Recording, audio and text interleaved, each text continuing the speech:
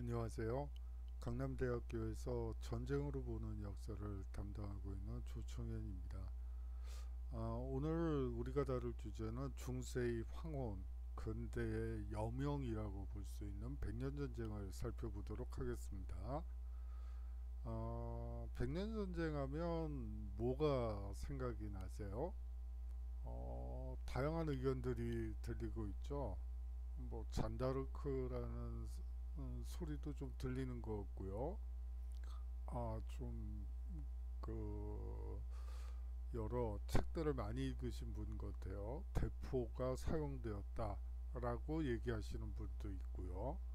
뭐 여러 다양한 의견들이 있네요. 한번 이번 시간에는 백년전쟁에 대해서 보다 더 구체적으로 한번 살펴보도록 하겠습니다.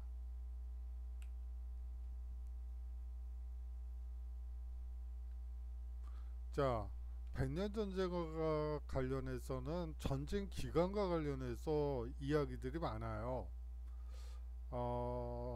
백년전쟁이 과연 백년전쟁이었느냐, 아니면 천년전쟁이었느냐를 두고 말이죠. 이 백년전쟁은 1337년에 잉글랜드의 에드워드 3세가 프랑스 왕위를 요구하며 시작되었고요. 이 1453년에 카스티용 전투에서 패배한 잉글랜드가 깔레를 제외한 프랑스 전역에서 축출되면서 끝나게 됩니다. 이렇게 보는 사람들이 백년전쟁이라고 얘기하고요. 이 천년전쟁이라고 주장하는 사람들은 1066년에 노르망디공 윌리엄 1세가 잉글랜드 정복부터 1815년 나폴레옹 전쟁 종전까지 두 나라가 사실상 천년간 전쟁을 계속해왔다라고 주장하는 이 전쟁 기간과 관련해서는 백년전쟁 혹은 천년전쟁 이렇게 둘로 나뉘어진다고 볼 수가 있어요. 이거는 보는 관점에 따라서 달라질 수밖에 없겠죠. 그거는 조금 이따가 한번 끝나면서 얘기를 해보도록 하죠. 자, 영국과 프랑스라는 두 국가가 벌인 전쟁일까요? 사실 영국이라는 국가가 당시엔 존재하지 않았어요. 프랑스도 거의 엇비슷한 상황이라고 보시면 됩니다. 잉글랜드는 에드워드 1세가 한때 스코틀랜드와 웨일즈를 정복해서 브리튼을 통일한 적이 있었죠. 한 적이 있었던 거예요. 하지만 진정한 통일은 이후 수백 년 동안 이루어지지 않았습니다. 다시 말하면 잉글랜드죠. 영국이 아니고 프랑스 역시 파리를 중심으로 하는 작은 땅덩어리, 즉 일드 프랑스, 우리식으로 하자면 경기도, 서울 경기도라고 보시면 돼요. 만한 그 지역만 국왕의 직할지이고요. 나머지는 여러 귀족들이 독립에 가까운 자치를 누리고 있었습니다. 잉글랜드에 맞서 스코틀랜드가 프랑스와 동맹을 맺고 싸우기도 하고요. 프랑스의 부르고뉴가 잉글랜드와 동맹을 맺고 프랑스 왕을 공격하기도 합니다. 사실상 플랜테전의 가문 잉글랜드와 말루아 가문 프랑스의 싸움이다 라고 볼 수가 있죠. 잉글랜드 왕도 사실 프랑스의 귀족의 자격으로 전쟁을 벌였기 때문에 어떤 사람들은 또 프랑스 내전이라고 보는 사람도 있습니다. 이게 어디다 주안점을 두고 보느냐에 따라 백년전쟁, 천년전쟁, 내전인가 아니면 국제전인가, 잉글랜드와 프랑스의 싸움인가 아니면 그냥 플랜테조넷 가문과 발루아 가문의 기싸움이었느냐, 뭐 이런 식으로 다르게 해석이 되는 것이죠.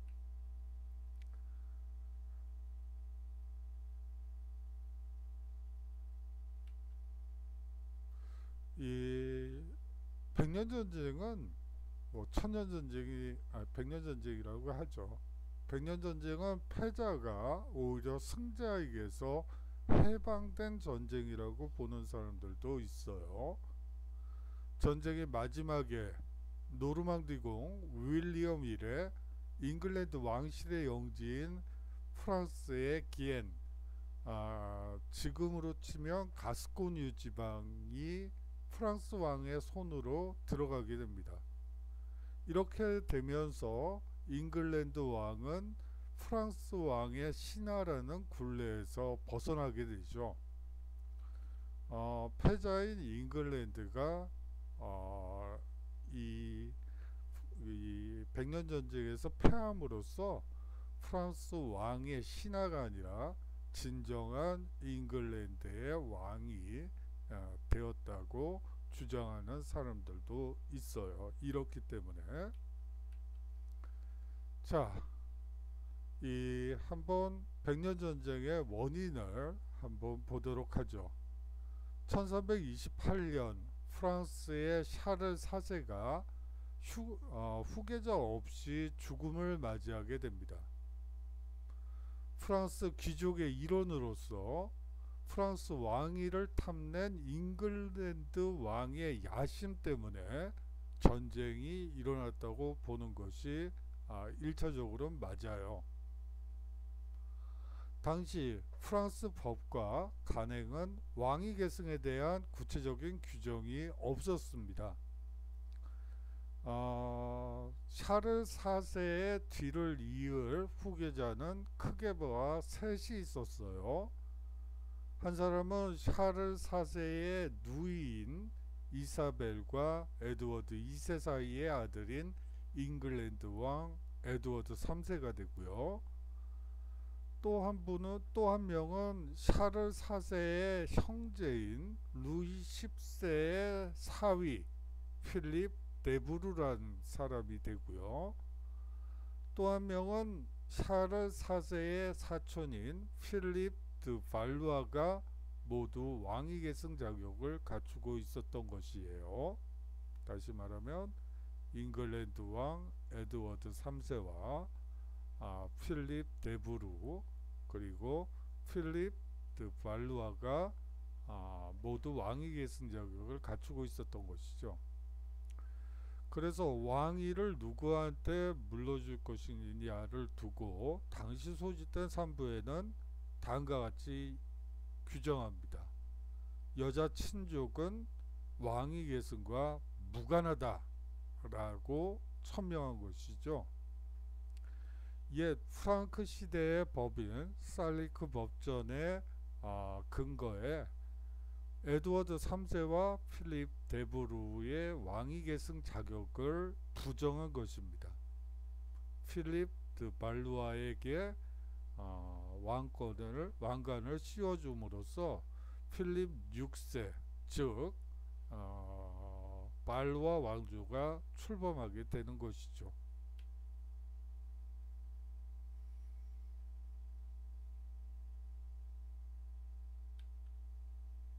잉글랜드에서 또 다른 원인, 두 번째 원인은 앞에서 말한 첫 번째 원인은 뭐죠? 에드워드 3세 잉글랜드 왕이었던 그 에드워드 3세가 산부의 결정에 의해서 왕위 계승에서 자격이 박탈당한 것에 대한 하나의 불란서를 내가 차지해야 되겠다, 그러한 야심이라고 말씀을 드린 바 있습니다. 이제 두 번째 이유를 한번 또 원인을 찾아보죠. 잉글랜드에서 자연재해와 정쟁으로 시선을 외부로 돌릴 필요성이 발생했던 거예요. 잉글랜드는 1315년에서 1421년까지의 계속된 흉년과 1326년의 홍수로 많은 농경지가 유실되었습니다. 당연히 백성의 살림은 피폐해졌고요. 왕실과 귀족에게 수입도 백성들의 삶이 피폐해진 것과 동일하게 수입도 줄게 됩니다. 스코틀랜드와 웨일즈의 민족 의식까지 겹쳐 잉글랜드에 대한 불만이 커지게 되죠. 잉글랜드의 귀족 역시 불만이 팽배하여 반란과 내전, 반역 음모 등이 계속해서 일어나게 됩니다.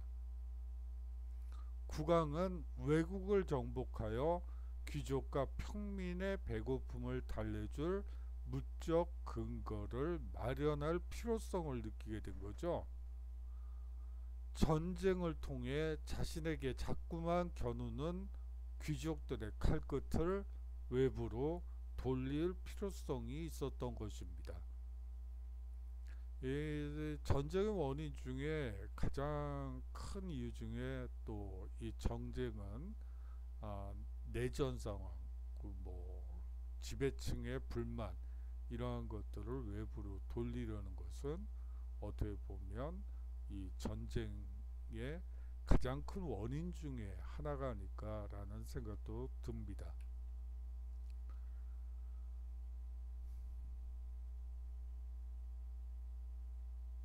그렇다면 왜 프랑스일까요? 전쟁의 가장 유력한 대상 후보는 프랑스였습니다. 물론 지리적으로 아주 가깝기 때문이기도 하지만 왕위 계승을 둘러싼 명분을 잉글랜드 왕 에드워드 3세가 가지고 있었기 때문이에요. 브리튼 내부 분쟁에 프랑스가 꾸준히 개입했다는 것도 사실은 이 백년전쟁의 원인 중에 하나예요. 앞서 얘기한 바대로 스코틀랜드는 프랑스와 1295년에 동맹을 맺고요. 1334년에 스코틀랜드의 데이비드 2세가 잉글랜드에 패배한 후에 프랑스로 망명을 가기도 합니다. 더구나 부르고뉴의 포도주와 프랑드르의 직물은 잉글랜드의 여러 문제, 아까 흉년과 홍수로 또 이 백성들의 삶이 팍팍했다고 말씀드린 바 있죠. 그러한 문제를 일교에 해결해 줄 만한 재원을 확보할 수도 있지 않겠는가 라는 생각을 했던 것이죠.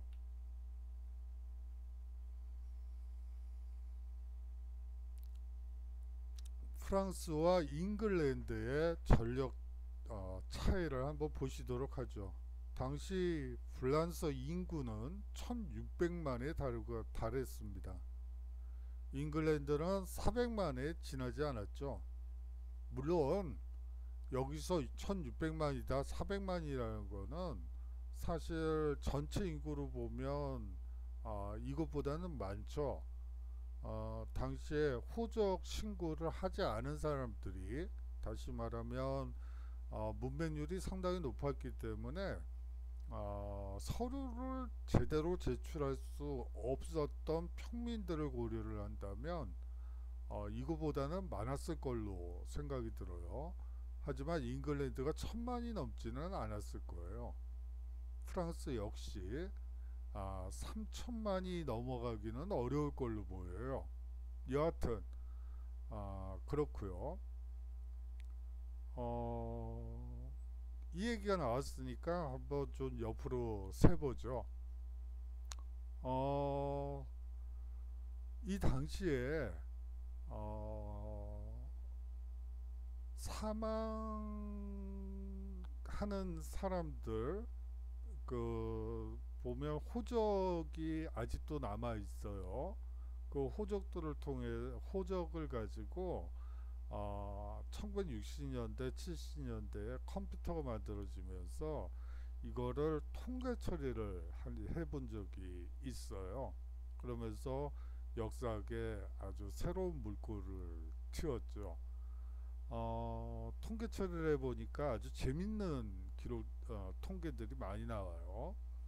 뭐 예를 들어서 엄마와 아이들이 언제 뭐 독립을 하는지. 옛날에는 뭐 한 14살만 돼도 벌써 독립을 하죠. 기술을 배우러 장인으로서 기술을 배우러 어린 나이에 한 9살 정도 되면 이미 가족의 품에서 떠나서 자기 생계를 스스로 영위하는 거죠. 뭐 스스로 생계를 유지한다고 하니까 아동 노동자들이 또 생각이 나네요. 한 두세 살짜리 아이들이 기계 밑에 떨어진 그 털씨들을 줍기 위해서 그 조그만 손으로 하기 위해서 바닥을 기어다니면서 실을 모으던 그 두세 살짜리 애기들도 생각이 나네요. 뭐 약간 좀 옆으로 샜네요. 대면 수업 시간에 그거는 좀 자세히 한번 얘기해 보죠. 뭐 사망 연령이라든지 결혼 연령이라든지 이런 것들이 통계 처리를 통해서 봤는데 특히 저 얘기나 한 가지 할게요.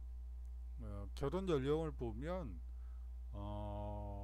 사실상 지금과 거의 비슷하다고 보면 될 것 같아요.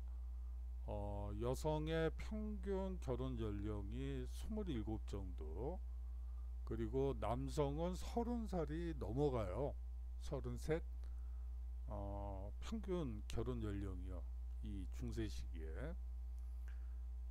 왜 그러냐면 이제 자기 집과 또 남자라면 자기 집이 있어야 되고요.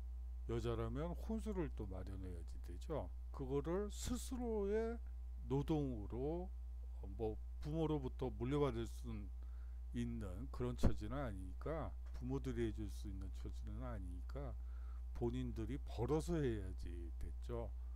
그렇게 되면서 결혼 연령이 상당히 많고요. 높게 올라가고 또 독신율이 상당히 높아요. 결혼을 한다는 건 돈이 많이 들죠. 그러다 보니까 또 생계 유지를 위해서 벌어야 되는 것도 있고, 그러다 보니까 이 당연히 독신율이 높아지는, 집이 없으면 결혼도 못하니까 결국은 독신율이 독신자들이 상당히 많아지는 그런 현상도 벌어지게 됩니다. 자, 다시 본론으로 돌아가죠. 게다가 당시 프랑스는 유럽에서 가장 강력하고 숫자가 많은 기사를 보유하고 있었습니다. 잉글랜드는요, 기껏해야 1만 명이 좀 넘는 원정대를 파견하는 것이 가능할 정도로 사실 국력 면에서는 잉글랜드가 프랑스에 비하면 훨씬 떨어졌어요. 그나마 잉글랜드 기사라는 것도 1만 명 중에 그중 일부에 지나지 않고요. 더 힘들게 만드는 거는 적지에서 싸우는 전쟁이죠. 그렇기 때문에 사실상 이 전쟁은 잉글랜드의 불리한 전쟁이라고 볼 수가 있었습니다. 하지만 잉글랜드가 가진 장점도 있었죠. 잉글랜드는 수십 년 동안 스코틀랜드 등과 치열한 전쟁을 벌이면서 전쟁 경험과 전략 전술을 갈고 닦았던 것이죠. 또한 잉글랜드 왕의 영지인 가스코니는 물론 은밀히 잉글랜드와 내통하고 있던 플랑드르, 브레타뉴 등의 협력을 기대하고 있었습니다. 뭐 나중에는 부르고뉴까지, 보르도도 포함이 되네요. 웨일즈를 정복하면서 확보한 장궁이 프랑스의 기사들의 맞설 전략 무기였다는 점도 잉글랜드가 자신감을 가지고 이제 노르망디 상륙작전을 감행할 수 있었던 배경이에요. 1차 원정이 노르망디를 통해서 들어가니까요. 길이가 길이가 한 2m 정도 되는 장궁이에요. 사람 키보다 크죠. 화살이 약 200m 밖에서 발사할 수 있고요. 기사의 철판 갑옷을 꿰뚫는 위력을 가지고 있습니다. 더구나 기사와 말을 한 번에 한 발에 죽여버릴 수 있었죠. 장궁은 훈련된 궁수라면 1분에 15발이 발사가 가능했습니다. 여러분들이 석궁이라는 거 아시나요? 석궁이 있죠. 그 석궁은 1분에 한두 발 쏘면은 다행인데, 이 장궁은 1분에 15발까지도 발사가 가능했다고 합니다. 웨일즈 정복 당시 이 장궁의 위력에 홀줄이 났던 에드워드 1세는 이후 장궁 궁수를 일반 백성에게 보급하려고 포상금을 주는 궁술대회를 열기도 합니다. 뭐 여러분들이 윌리엄 텔을 들어보셨죠? 뭐 활쏘기의 명수라고 하는데, 거기서 쏜 화살은 이 장궁이에요. 2m가 넘는. 뭐 우리가 조선시대 때 썼던 활하고는 차이가 크죠. 뭐 그런 맥락이 있다는 거 좀 기억해 두셨으면 좋겠고요.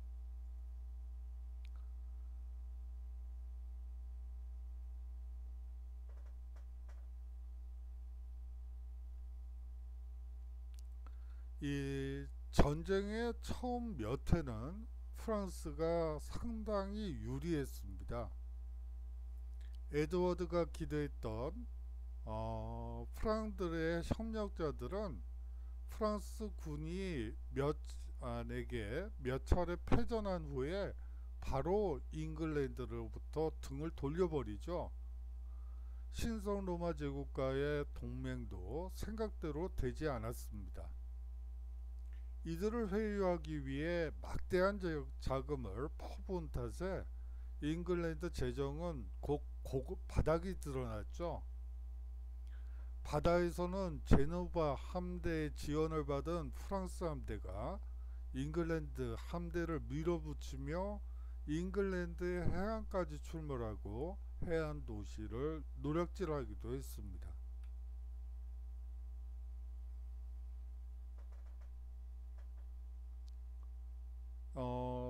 이 슬로이스 해전이라는 것이 상당히 중요해요.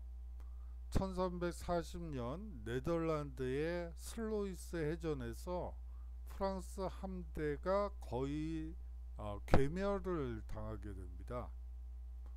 1341년에는 브레타뉴 공작 계승전쟁이 일어나면서 프랑스의 주위가 분산되게 되죠. 에드워드는 1346년 4,000명의 기사와 1만 명의 궁수들을 거느리고 노르망디를 상륙하게 됩니다. 에드워드는 북부 프랑스를 유린한 후에 프랑드르로 들어갈 생각이었죠. 하지만 세느 강에 다리가 끊겨 도주하게 됩니다. 8월 26일에는 칼레 남쪽의 크레시에 진을 치고 쫓아오던 프랑스군의 반격을 가하게 되죠.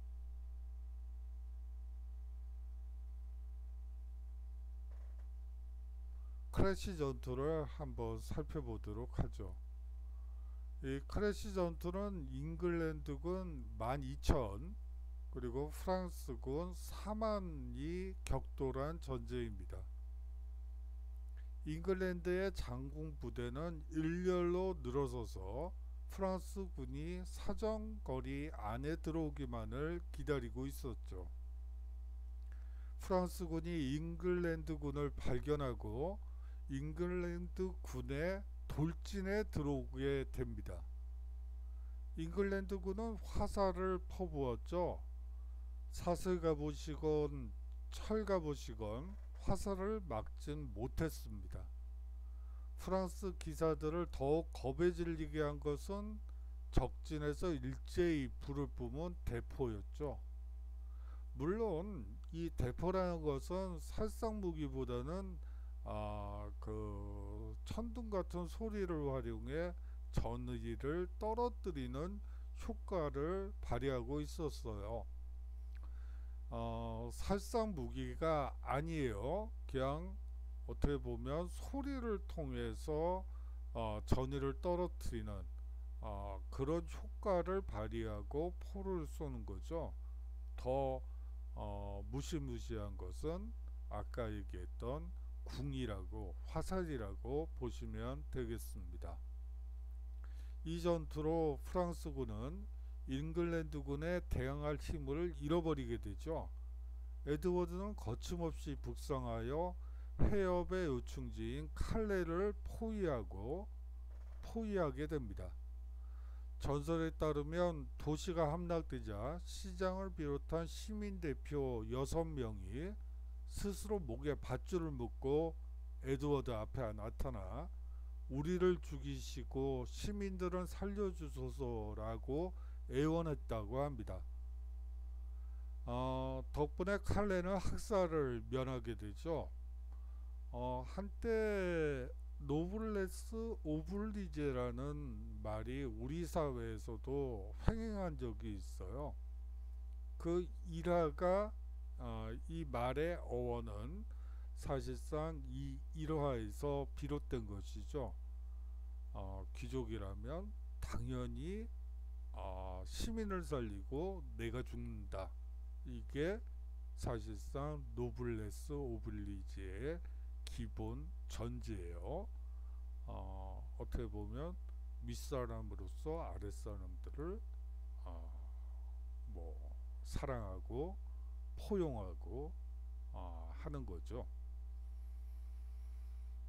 자, 한번 쭉 보시고요. 효과를 한번 바꿔봤는데 여러분들 반응이 어떨지. 자, 그런데 이 패스트가 프랑스에 도움을 주게 됩니다. 아주 수세에 몰렸죠. 그런데 잉글랜드는 이후 7년 동안 추가적인 공세를 취하지 못하게 되죠. 잉글랜드에 패스트가 유행했기 때문이에요. 패스트는 몇 년 동안 브리튼 전역을 공포로 몰아넣었으며 수백만의 인구가 패스트로 죽음을 당하게 되죠. 그러는 동안 프랑스는 산부회를 소집하여 세금의 증설과 군의 재정비를 추진하게 됩니다. 귀족과 성직자들에 대한 임시세 신설을 두고 서로 다른 입장차 때문에 이 산부회는 별 성과 없이 끝나게 돼요. 패스트를 통해서 프랑스에 기회를 줬는데 그 기회를 살리지 못하고 프랑스가 지네들끼리 또 싸우고 있는 거죠. 귀족과 성직자들이 우리는 면세 특권이 있는데 무슨 임시세를 우리한테 거두려고 그래. 그런 주장을 하면서 이 산부회는 어떠한 세금 증설과 군의 재정비와 관련해서 어떤 안건도 통과되지 못하게 돼요. 사실상 내전 상태라고 볼 수가 있겠죠.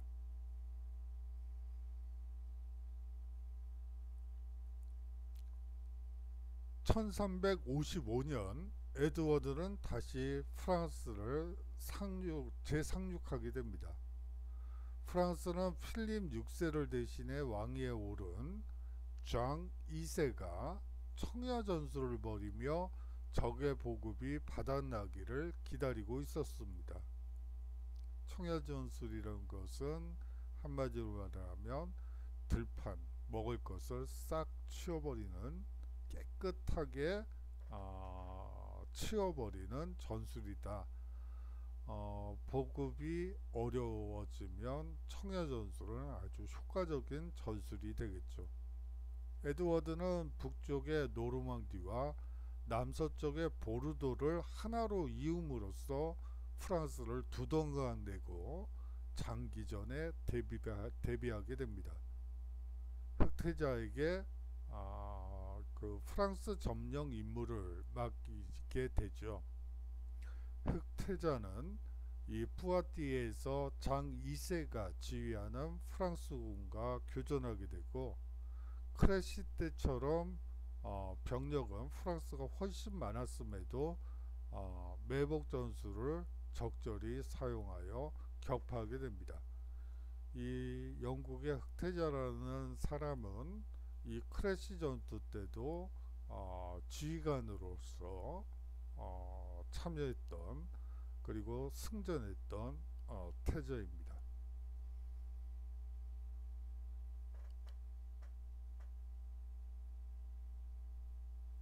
이로써 프랑스는 잉글랜드에 대항할 힘을 잃게 되죠. 장 2세가 포로로 잡혀버려 전쟁 수행의 구신점마저 잃게 됩니다. 에드워드 3세는 프랑스 왕위 계승의 성지였던 랭스까지 당당히 기마행진을 벌이며 위력을 과시했죠. 1360년에는 브레탄이 깔레 조약이 맺어짐으로써 백년 전쟁은 그 제1막을 내리게 됩니다. 조약의 내용을 한번 보실까요? 에드워드가 프랑스 왕위 계승권을 일단 포기하되, 프랑스는 보르도 지역을 프랑스 왕의 종주권을 배제하는 잉글랜드의 영토로 활용한다. 보르도, 아까 가스코뉴는 리옹 비치니까 불란서로 치면 동쪽이고요. 보르도는 이제 서쪽이고, 사실 잉글랜드가 차지한 프랑스의 영토가 아주 넓게 분포되었다는 것을 알 수가 있어요. 뭐 예를 들어서 불란서가 이렇게 있으면 가스코뉴가 한 요쯤, 그리고 보르도가 한 요쯤, 이쪽 브레타뉴 이쪽 듬성듬성 아주 많은 영지를 확보한 것이 잉글랜드 왕이었어요.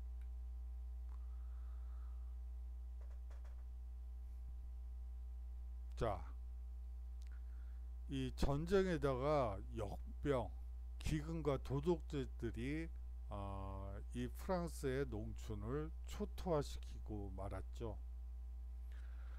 농민들은 이 헐벗고 전쟁에 시달리고 기근에 도둑질들까지 설치면서, 농민들은 자크리의 난, 1358년에 일어났던 자크리의 난과 같은 반란과 폭동으로 체제에 저항했습니다.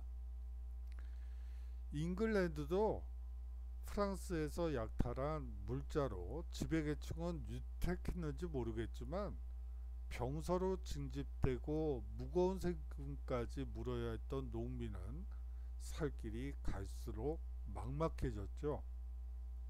흑사병으로 1376년에 에드워드 흑태자가 사망하고, 이듬해 에드워드 3세가 죽은 후 흑태자의 아들인 리처드 2세가 10살이라는 나이로 즉위하게 됩니다. 1381년에 와트 테일러의 난이 일어나는 등 정세가 불안했죠.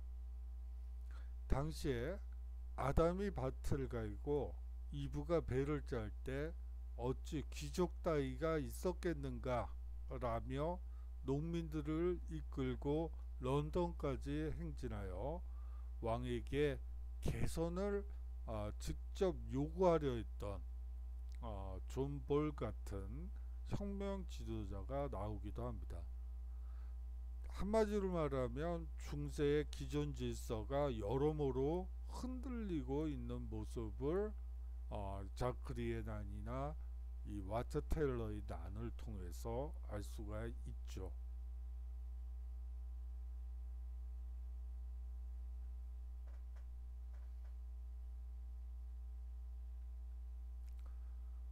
전세도 잉글랜드에 불리해져 갔습니다. 1364년에 브레타뉴 계승 전쟁에서 프랑스 왕이 후원하던 샤르를 꺾고 잉글랜드가 내세웠던 몽포르가 사실상 브레타뉴 공으로 공이 되죠. 이후 몽포르가 프랑스 쪽에 충성을 맹세하게 되지만 처음에는 승리를 했다가 소위 말해서 죽서서 개주는 죄송합니다. 죽서서 제가 먹는 맛있죠. 여하튼 그런 일이 벌어지게 되죠. 이 프랑스의 베르트랑 게클랭은 잉글랜드군과 정면 대결을 피하며 측면에서 기습하거나 치고 빠지는 전술을 구사하게 됩니다. 중요한 사람이에요. 프랑스를 돕던 카스티아가 내전에 빠지자 프랑스는 당장 달려가 잉글랜드의 개입을 물리치게 됩니다. 1372년 라로셀 해전에서 잉글랜드가 패배하게 되죠. 이 패배로 인해서 슬로이스 해전 이후 가지고 있었던 제해권은 다시 프랑스에게 넘어가게 됩니다. 이 제해권을 뺏겼다는 것은 영국으로서는 너무나 뼈아픈 일이었죠. 바다를 건너 군대를 보내고 끊임없이 대륙과 무역을 해야 했던 잉글랜드에게 이것은 보급로가 끊긴 것과 같은 효과를 발휘했던 것입니다.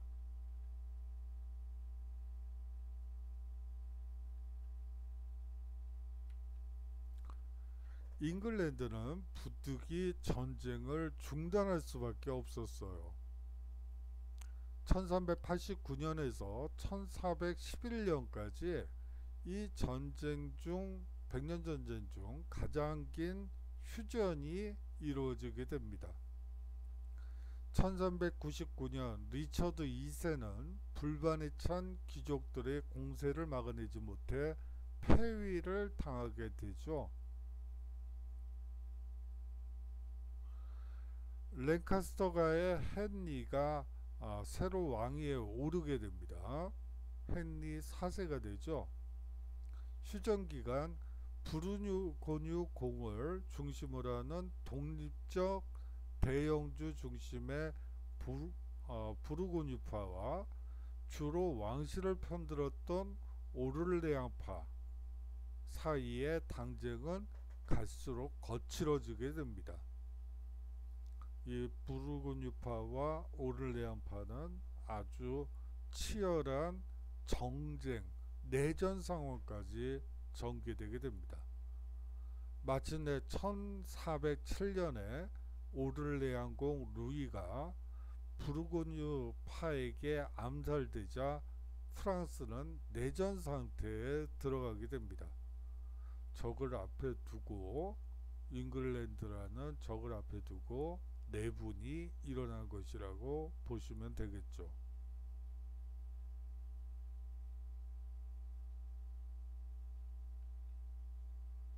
1413년에는 시몬 까보슈가 이끄는 민중반란이 파리에서 일어나 오르레앙파가 학살되는 사태가 벌어지게 됩니다. 정황은 얼마 뒤 다시 뒤집혀서 오르레앙파가 부르고뉴파를 내쫓고 파리를 장악하게 되죠. 하지만 다시 4년 뒤에는 부르고뉴파의 천하로 바뀌게 됩니다. 마침 잉글랜드에서 새로 왕이 된 헨리 5세가 침공을 제기하게 되죠. 부르고뉴와 오르레앙 사이에 대타협이 이루어지는 듯 했으나 회담장에서 오르레앙공 루이의 복수를 하며 오르레앙파가 부르고뉴공 장을 암살하는 사태가 벌어지게 됩니다. 이를 계기로 부르고뉴파는 잉글랜드와 동맹을 결성하게 되고요. 백년 전쟁이 끝나기 직전까지 프랑스 왕과 치열한 싸움을 전개하게 됩니다.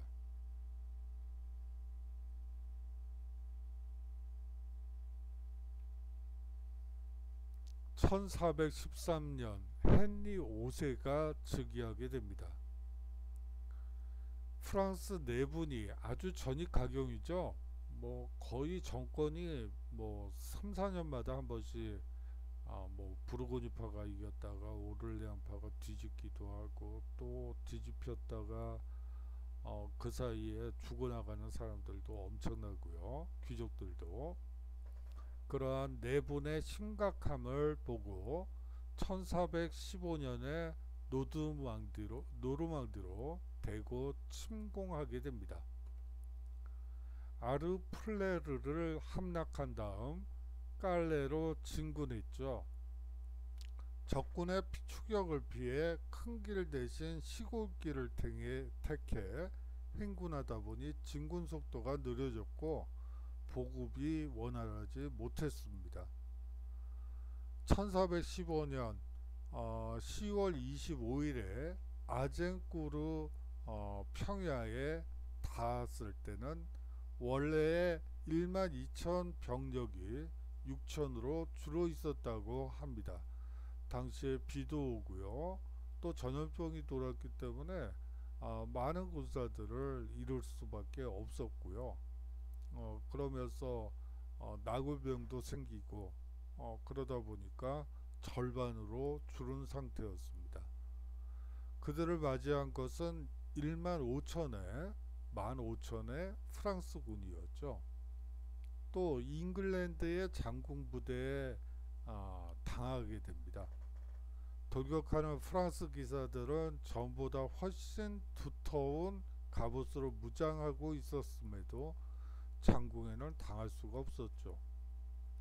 프랑스군 주의관 샤를 달베르라는 사람이 용기를 잃지 말고 전속력으로 진격하라고 외쳤으나 그때 날아온 화살이 그의 심장을 꿰뚫었다고 합니다.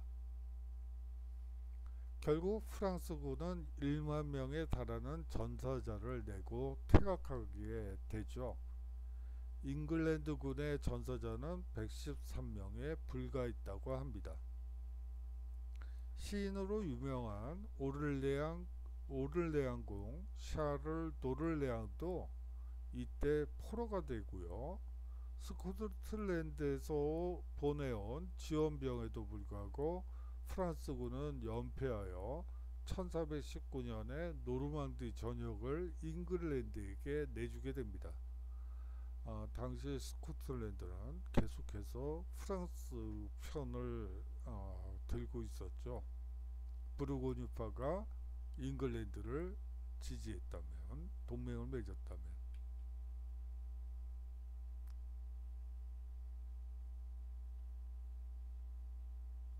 자, 트루아 조약을 한번 보도록 하죠.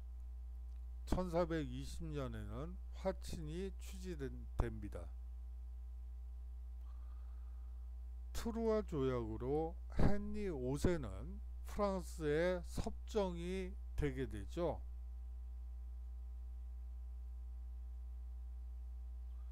블루아 왕가의 까트린과 결혼을 하게 되고요.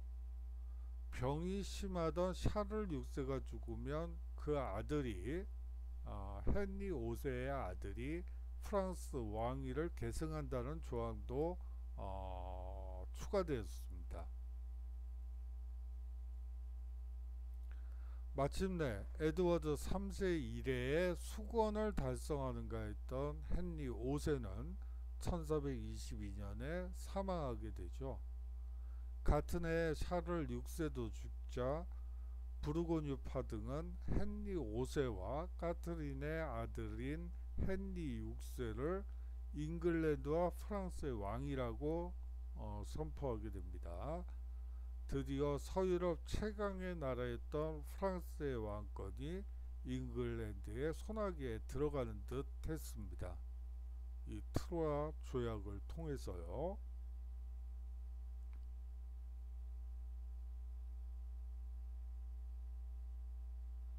문제는 이중의 왕관, 잉글랜드와 프랑스 왕관을 독차지하게 된 헨리의 나이가 고작 2살밖에 안 됐다는 게 문제였어요. 그의 왕위를 인정하지 않고 샤를 6세의 아들 샤를르 7세를 옹이하던 오를레앙파가 계속 저항하고 있었던 것이죠. 샤를르 7세는 프랑스 귀족의 대다수에게 외면당한 채 랭스에서 대관식을 치르지 못한 국왕설이 상태였습니다. 뭐 설이란 표현이 좀 대통령 설이 뭐 이런 표현이 있어서 한번 써보긴 했는데 좀 이상하긴 하죠. 여하튼 대담한 왕이다 이렇게 보시면 돼요. 아직 즉위식도 거행 못한 왕이라고 보시면 되겠죠. 헨리 5세를 대신해 잉글랜드의 프랑스 주둔군 총사령관이 된 베드포드의 존이 계속해서 저항 세력을 무찌르고 있었습니다.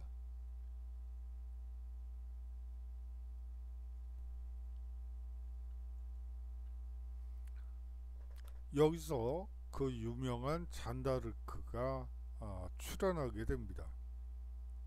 대천사 미카엘과 성 카타리나 그리고 성 마가리타의 계시를 받았다는 그녀는 폐색이 짙은 샤를레의 거처에 나타나서는 자신이 포위당해 있던 오를레앙을 구하고 랭스에서 샤를이 대관식을 올리도록 하겠다고 호언장담을 하게 되죠.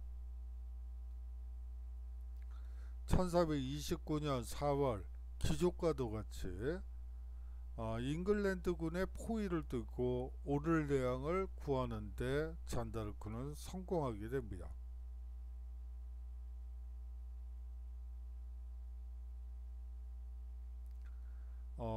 잔다르크에 대한 평가는 여러 가지가 있어요. 뭐 두 가지만 한번 소개를 하죠. 뭐 당시에 오를레앙의 수비 대장이 이미 사로잡힌 상태였다고 합니다. 이 적장이 없는 성을 공격하는 것은 기사도에 어긋났기 때문에 잉글랜드군은 맹놓고 수비대장이 임명되길 기다리다 신의 계시를 받았다는 처녀가 나타나니 사기가 크게 저하되어 패배했다는 주장도 있고요. 이 또 어느 한 측면에서는 한쪽 이게 대부분의 사람들의 주장이고 수비대장이 없어서 이제 뭐 신의 계시를 받은 처녀가 나타나가지고 패했다. 이게 첫 번째 주장이고 어떤 부류들은 잔다르크가 사실상 고성능 대포 제작 기술자라고 주장하는 사람도 있습니다. 이 잔다르크를 뒤따랐던 것은 바로 고성능 대포였기 때문이죠. 그 대포가 결국 오를레앙을 구했다는 주장입니다. 심지어는 잔다르크를 대포 기술자라고 기록한 당시의 어느 문헌을 근거로 오를레앙의 처녀는 대포라는 전략무기 제조 기술자로서 백년 전쟁에 기여했을 것으로 추정하고 있습니다.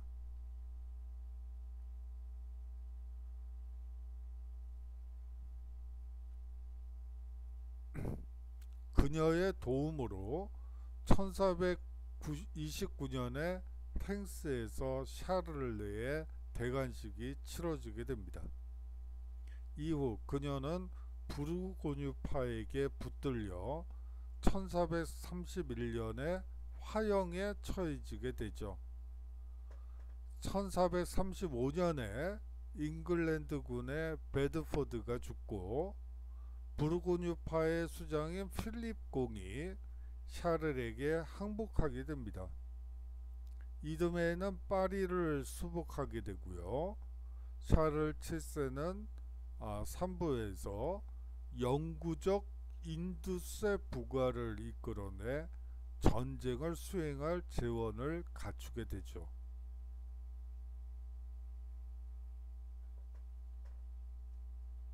군사 기술에서는 대포가 본격적으로 위력을 발휘하게 됩니다. 전쟁 중반까지는 적의 사기를 떨어뜨리는 효과 정도밖에 없던 대포였죠. 소리만 요란했다고 보시면 돼요. 살상 무기가 아니고 소리가 엄청나게 커서 사기를 떨어뜨리는 효과가 대포의 역할이었다고 보시면 되겠죠. 그렇지만 전쟁 중 개량을 거듭한 끝에 무서운 상상력을 가진 무기로 거듭나게 됩니다. 1450년에 포르미니 전투, 그리고 1453년에 가스티용 전투에서 대포가 승리를 이끌어냈던 것이죠. 특히 가스티용 전투에서는 250문의 대포가 양쪽에서 십자포화를 퍼부어 잉글랜드군을 섬멸시키게 됩니다.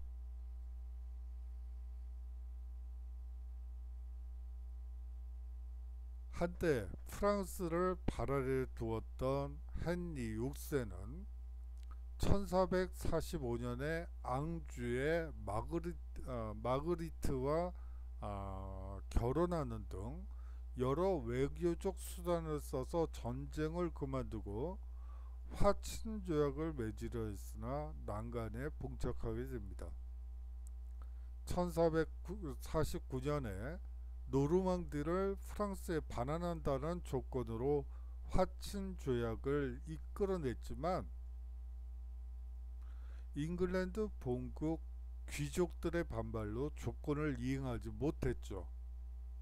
그러자 프랑스는 공격을 재개하고 노르망디를 짓밟았으며 1454년에 잉글랜드의 가장 오래된 영지였던 가스코뉴, 기엔 지방까지 침공해 유서 깊은 잉글랜드 보유지, 영지를 빼앗게 됩니다. 이로써 백년전쟁의 종지부를 찍게 되죠.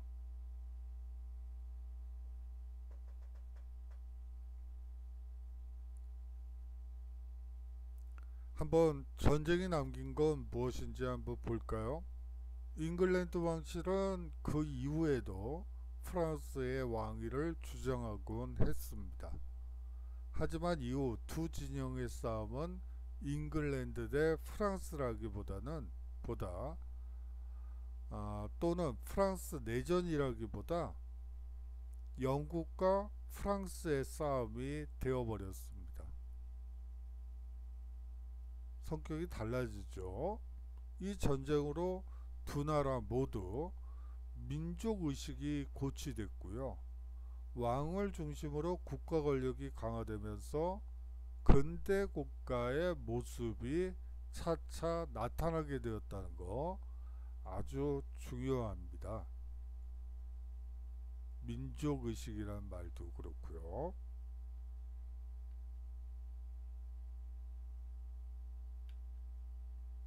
결국 백년전쟁은 귀족들의 영지를 둘러싼 다툼이라고도 할 수 있겠지만 사실상 잉글랜드가 가스코뉴 그리고 노르망디의 영지를 가지고 있는 귀족이었죠. 왕이자 귀족이라고 보시면 돼요. 그 치열함과 100년 동안의 전쟁은 귀족의 몰락을 가져왔습니다. 양국 모두 전쟁 이전보다 귀족의 수가 반토막이 나버렸죠. 더구나 자클이나 와트텔러의 난에서 정의를 요구하며 분노의 깃발을 들었던 사람들, 주인 잃은 농토를 차지해 농장을 경영하고 전쟁에 필요한 대포나 화약 등을 고안하고 생산하여 판매했던 사람들은 모두 평민이었죠. 이전처럼 귀족과 사제가 혈통과 신의 뜻을 내세우며 무조건적인 지배권을 휘두르던 시대는 서서히 저물어가고 있었습니다. 다시 말하면 귀족의 몰락을 알리는 전쟁이었다라고 볼 수가 있겠죠. 국민국가의 형성, 귀족의 몰락, 이렇게 얘기가 전개가 되죠. 자, 다음으로는요. 전후 영국과 프랑스가 걸었던 다른 길도 이후 두 나라의 역사에 영향을 주게 됩니다. 패배한 쪽인 잉글랜드에서는 왕의 권위가 한동안 추락했고요. 징세나 외교 등에 대해 의회의 동의가 필요하다는 원칙이 강력히 대두되게 됩니다. 의회의 동의요. 이후 영국식 민주주의의 발전의 토대가 마련되었다. 영국식 의회 민주주의의 발전의 토대가 마련되었다 라고 보시면 되고요. 한편 프랑스에서는 전쟁을 이유로 상비군을 설치하고 인두세를 거두는 등 왕의 권한이 한껏 커지게 됩니다. 큰 타격을 입은 귀족들은 이후 전개될 절대군주 시대에 궁정이나 드나들며 왕에게 아첨이나 하는 궁정 귀족들로 전락하게 되죠.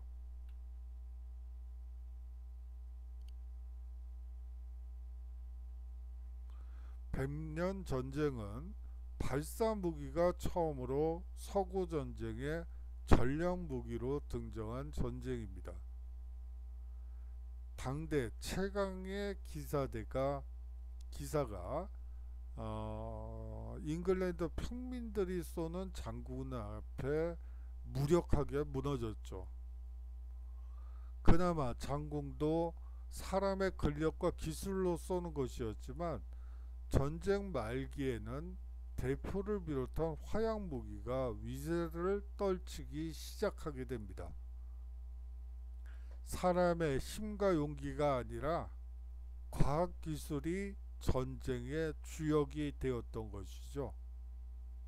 이제 전쟁은 사람과 사람이 맞부딪혀 펼치는 드라마가 아니라 원거리에서 적을 최대한 효율적으로 소멸시키는 게임이 되어버립니다. 물론 그것은 당시의 화약무기 발달 수준을 볼 때 지나친 해석이라고도 볼 수 있죠. 하지만 이런 대규모 전쟁을 치르며 다소 난반적이던 중세의 전쟁 방식이 오직 승리만을 노리는 근대전 방식으로 바뀌어가는 것을 우리는 역사를 통해서 볼 수가 있죠. 백년전쟁은 기사들의 시대, 중세가 청산되고 능률과 실질을 앞세우는 국가와 평민의 근대가 열리는 계기가 되었다는 게 이 백년전쟁의 이 인류 역사에 남긴 것이라고 볼 수가 있습니다. 자, 뭐 이제 뭐 거의 이제 중반전으로 접어들었다고 보시면 되고요. 이제 뭐 다음 주까지 이제 시험을 보고 아니 저기 동영상 강의를 하고 그 다음 주에는 만나뵐 수 있을지 없을지 그 점에 대해서는 뭐 쉽게 예단하기가 쉽지 않네요. 오늘 과제는요, 무엇보다도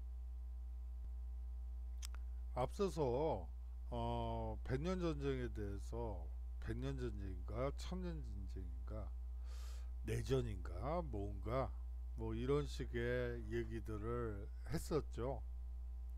여러분들이 생각하시는 백년전쟁은 어떤 모습일지 좀 궁금해졌어요. 그래서 여러분들이 생각하시는 뭐 백년전쟁이라고 생각하시던 천년전쟁이라고 생각하시던 뭐 야심이라고 생각하시던 아니면 프랑스의 내전이라고 생각하시던 어떤 기준을 정해놓고 자신의 생각을 한번 그 중에 하나를 선택해서 거기에 맞춰서 한번 글을 쓰는 뭐 짧은 단문이 되겠지만 한번 써서 제출해 주셨으면 하는 바람이 있습니다. 다음 주에는 더 좋은 소재를 가지고 한번 인사드리도록 하겠습니다. 수고 많으셨고요. 다음 강의에서 또 인사드리도록 하고 건강하시고 또 요새 뭐 운동을 하기는 어렵죠. 뭐 어려울 것 같아요. 그럼 뭐 숨쉬기 운동 하는 수밖에 없는 거고, 그러면 바이러스가 또 쳐들어오면 어떡하죠? 아니 뭐 여하튼 걱정도 팔자죠. 아 여하튼 그렇고 또 여하튼 손 열심히 닦으시고 건강한 모습으로 우리 서로 만났으면 합니다. 자 그러면 다음 주엔 또 동영상 강의로 인사드리고요. 그러면 안녕히 계시고 다음 주에 인사드리도록 하겠습니다.